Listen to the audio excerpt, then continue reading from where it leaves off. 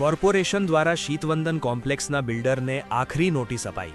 નડિયાદ શહેરના વ્યસ્ત ગણાતા કોલેજ રોડ પર સ્થિત શીતવંદન કોમ્પ્લેક્સમાં બિલ્ડર દ્વારા પાર્કિંગની જગ્યામાં ગેરકાયદે બાંધકામ કરી તેનો વ્યાપારી ઉપયોગ કરવામાં આવતો હોવાની ફરિયાદ ઉઠી હતી।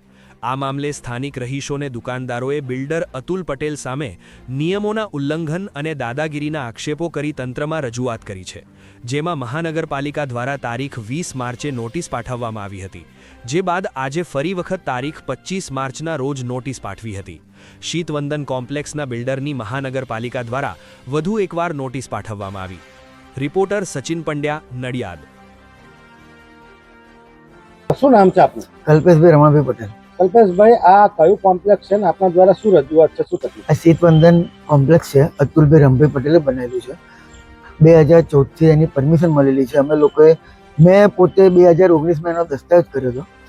ત્યારબાદ જે રીતે બ્રોચરમાં બતાવેલું એ પૈકીની એક પણ વસ્તુ એમને સુવિધામાં આપી નથી।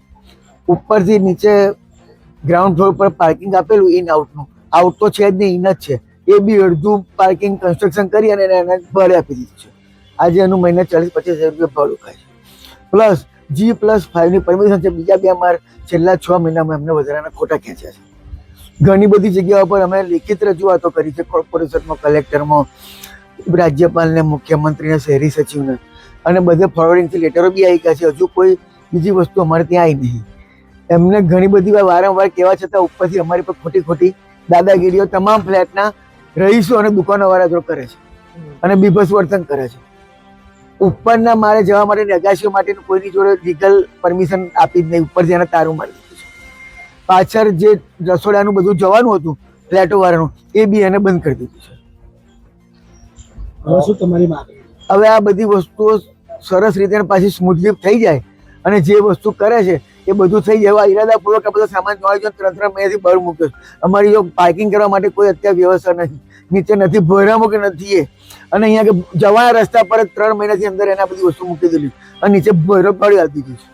તમારી માંગણી નહીં સંતોષાય તો ગાંધીજી ત્યાં મારે કે આંદોલન કરીશું અથવા તો ભૂખ ઉપવાસ પર બેસીશું। શું નામ છે આપનું? મારું નામ અભિષેક શાહ છે અને મારી અહીંયા દુકાન આવેલી છે વાસણની, ભાગ્યોદય કિચનવેર, અને છેલ્લા 2016 થી મારી અહીંયા દુકાન છે। અને બિલ્ડર અતુલભાઈ પટેલ અત્યારે નીચેનું પાર્કિંગ, અમારું જે રહેઠાણવાળાને પાર્કિંગ છે એ પણ દબાઈ દીધું છે, અને ઇલીગલી રીતે ઉપર 6ઠ્ઠો ને 7મો માળ ચણાઈ અને નકશામાં પણ નથી, એ છતાંય ઉપર કન્સ્ટ્રક્શન કરાવી દીધું છે। તથા અમારી જે જનરલ પાર્કિંગ અહીંયા બહારની વ્યવસ્થા છે એ પણ બહુ જ ખરાબ રીતે એમણે કચરો ને બધું નાખી અને અમને ખોટી પજવણી કરી રહ્યા છે। અમે સામે એમને શાંતિથી વાત કરવા ગયા તો અમારા ઉપર ખોટી કલમો લગાડીને પોલીસ કેસો અને અરજીઓ અને નોટિસો આપી અમને દબાવવા માંગે છે।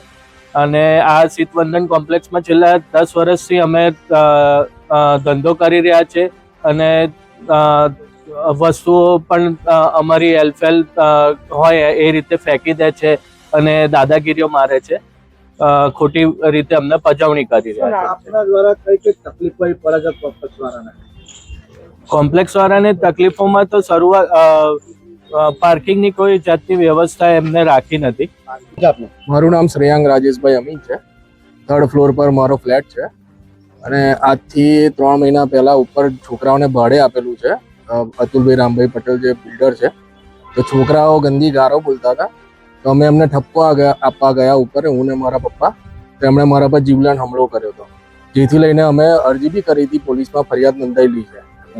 હા, એનું પણ સમાધાન કશું આવ્યું નથી ને કોઈ એક્શન લેવામાં આવ્યું નથી એના લીધે।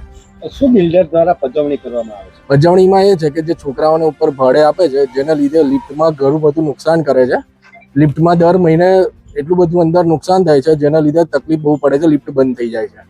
એ બી બિલ્ડરને જણાવેલું છે, તે બી કોઈ સોલ્યુશન આવતું નથી। બિલ્ડિંગની કેટલા માળની પરમિશન હતી અને કેટલા માળ વધારાને આઈડિયા નથી। ગ્રાઉન્ડ ફ્લોર ગ્રાઉન્ડ ફ્લોર G+5ની પરમિશન હતી, અને બીજા 2 માળ ઉપર બંધાયેલા છે। શું નામ છે દાદા? મારું નામ મિહિરભાઈ પરીખ। શું તકલીફ છે આપની? 4થે માળ રહું છું ફ્લેટમાં। હવે જે ઓટીસ છે, આપણે રસોડાનું જે એર ઉપર જવાનું, એ એણે 5મી માળેથી બંધ કરીને બાથરૂમ બનાવી દીધા છે। એટલે હવે અમારી હવા જતી નથી અને કંઈ તકલીફ થશે તો કોણ જવાબદાર? શું બીજી તકલીફો ઊભી કરી છે? બીજી તકલીફોમાં તો એક તો આપણે નીચે કચરો ને એ બધું બહુ છે, હવે આવવા જવાનું બહુ તકલીફ પડે છે અને પાર્કિંગનું નથી. અને ઉપર એમણે જે કોમર્શિયલ કર્યું છે એ ખોટું છે, એટલે રેસિડેન્ટની જગ્યાએ. કોલેજ રોડ પર આવેલું શીતવંદન કોમ્પ્લેક્સ છે જેનું જે ગેરકાયદેસર રીતે જે રક્ષણ કરવામાં આવ્યું છે ત્યાં સુધી શું સર પ્રોસિજર રહી છે અને હવે પછી પ્રોસિજર શું છે? શીતવંદન કોમ્પ્લેક્સના જે બિલ્ડર છે એમને આપણે અત્રેથી મહાનગરપાલિકા ખાતેથી એક નોટિસ આપવામાં આવી છે.